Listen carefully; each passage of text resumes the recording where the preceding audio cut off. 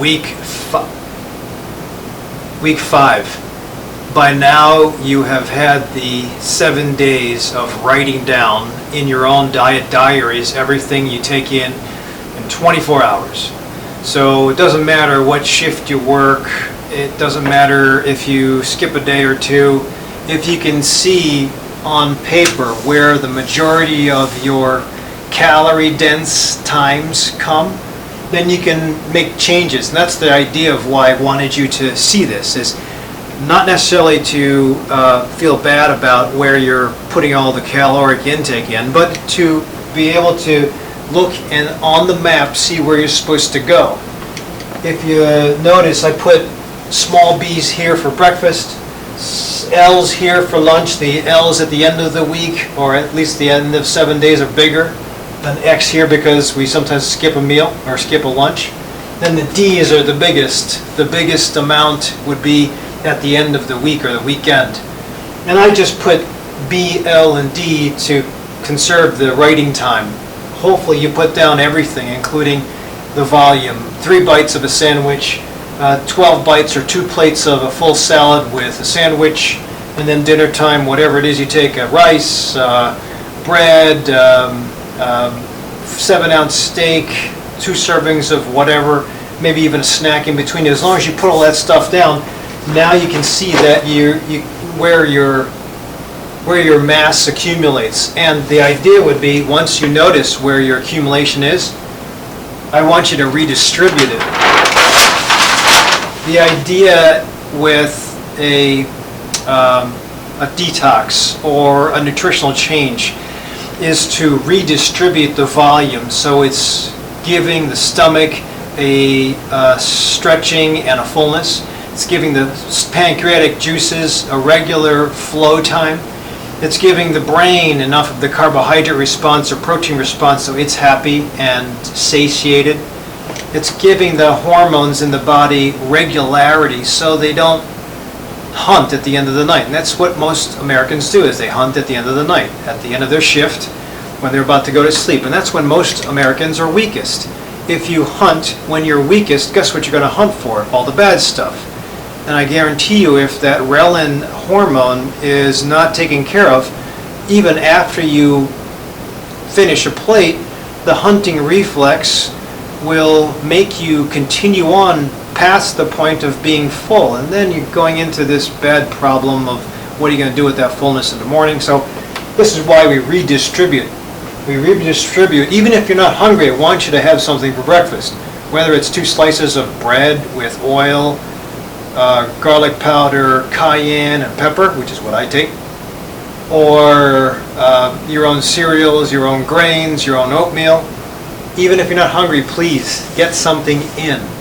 The idea is, if you get something in when you become hungry, which is usually lunchtime, you've already had breakfast. Even if it's small, you've had breakfast, you've had a snack, and then lunchtime won't be so aggressive, but you'll still have something of a good volume for lunch, because most of us during lunchtime are at our peak as far as this digestive engine being able to burn up anything.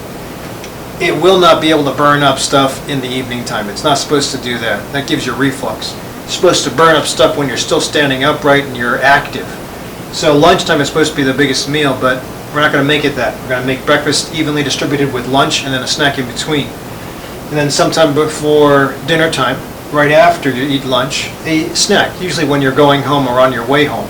Because at home, when we usually will dive into the bad stuff, when we're starving, when we're hungry, when we're tired, if you've already been satisfied with the 4 meals or the 4 snacks or the 4 times of eating before you get home, you won't have to attack it. Even if the reflex is bored into your mind, you're going to dive into bad food at night, you'll be pretty satiated, and you'll find after about a week of doing the same thing, you won't have to dive into the bad stuff at night, and you'll be able to push it aside and get a better night's sleep. Go to sleep not necessarily hungry, but not with that full, overstuffed feeling.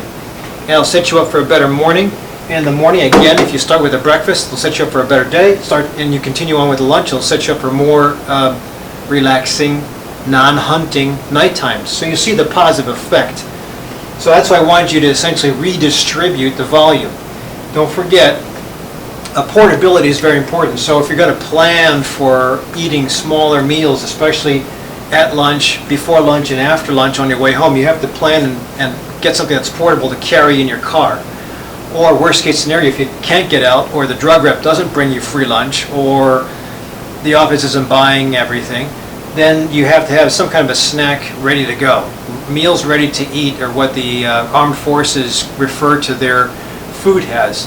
You can have that concept ready to go. That won't go too bad if you keep it in a can, although I don't like the BPAs that you'll find in cans that leach out into the food. It's definitely better than starving till nighttime. So it's nice to have a bag of nuts, non-salted, non-preserved fruit, portable fruit like orange or grapefruit or bananas that you can just go ahead and peel and eat, or anything else that you can stick into a container that you can keep out of the sun.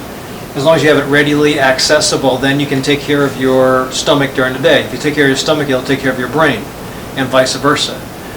The other thing, I have my pedometer here.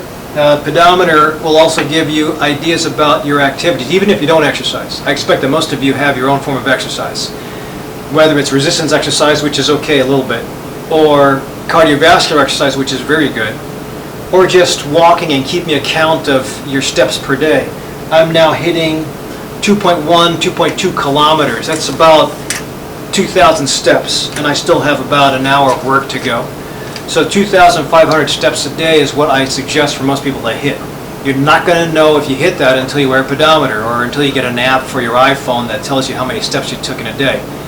And if your average day is always the same every 5 days, then you know, if you just measure out your steps in 1 week, you'll know that you're good for 2,500 steps a day at the minimum.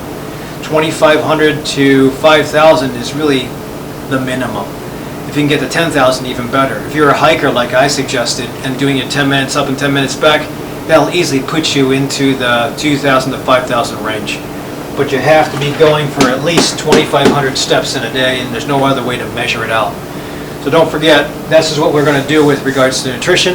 We're going to continue with the activities. Next week we'll talk about specific activities and how to beef them up a little bit in addition to improving your sleep. But now we're going to just drive for 2,500 to 5,000 steps in a day and measure it up. The only thing I want you to finish at this point is the chromium picolinate. That was for my insulin-resistant patients.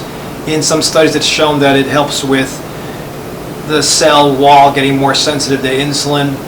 You should be finishing up at this point. You should still be on Gymnema sylvestri 3 times a day. What I want you to do now, or introduce after you're finished with the chromium, is go into Garcinia cambogia. You'll probably hear about this. You probably heard about it when Dr. Oz released it about 2 years ago, and you'll see a lot of companies out there saying that it's best for weight loss. Consumer Labs is where I usually go for the research. The independent company that researches a lot of the supplements that are out there. The FDA doesn't do this, but Consumer Labs is pretty good. And if you want to be a member of Consumer Labs, it costs about $2 to $3 a month. But Consumer Labs had independently rated about 7 different companies and their Garcinia, and found that they all had lower than what they put on the label. So you have to be very cautious about which companies you buy from. I would suggest you log on to consumerlabs.com and you click on Garcinia cambogia, and you can see the effects. They actually studied it, and it had modest effects with weight loss compared to just diet alone. So I think it would be necessary to go off of chromium picolinate, be a more, I guess you can get a little more liberal with regards to the carbohydrates now. Always make them good, but you can kind of increase your carbohydrates, especially if you're going to keep up with more walking. But add on Garcinia cambogia. Usually the best studies have shown that if you take about 600 to 900 before meals, 3 times a day, it helps to decrease the hunger. There are some that say take it afterward. You can read on the label and follow it best as you can or in this next couple of weeks. But start that up and be choosy about where you buy your produce from. Be choosy about where you buy your products from. Be choosy about where you walk and how you distribute your calories during the day, or your volume during the day. Hopefully this helps with the 5th week, and then next week we'll talk about what to do with sleep and maximize on your exercise routines.